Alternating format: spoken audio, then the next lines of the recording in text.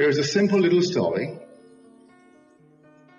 2 weeks ago, just before I closed, I was about to close, and my wife said to me, you know, here's a little unfinished business. A friend of ours owes you some money. You've never asked him for it. You've never written. You've never mentioned it to anyone, but he owes you the money. You're closing up for the entire summer. You will not be here until late fall.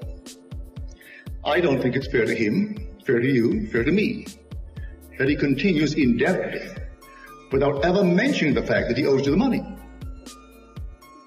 I said, all right. You want the money? He said, yes. I said, all right, I will do it in my own way. I will not ask him for it.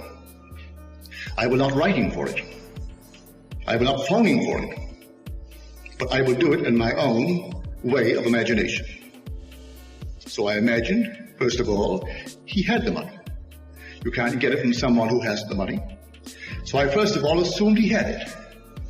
And then I went beyond that. You can have money and be unwilling to pay debts, you know. You may have millions and owe the grocery store and still won't pay it.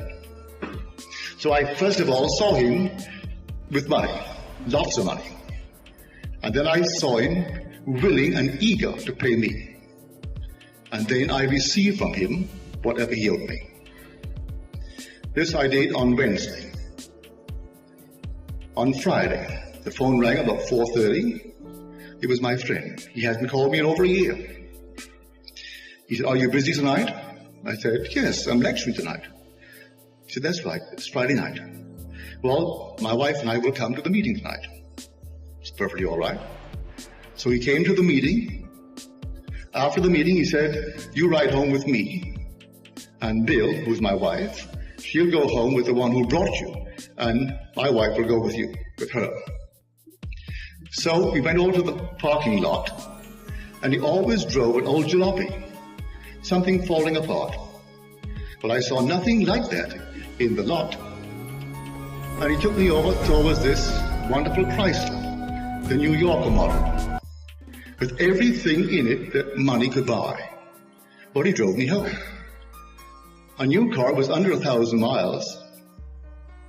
Not a word was said on the way home about money. Not a word was said at home. The one who drove my wife and his wife home left about 11:15. And then 5 minutes later, she opened her purse and said, Neville, this is long, long overdue. But I think you'll find it in order. And handed me a check for $1,200. I never asked for it.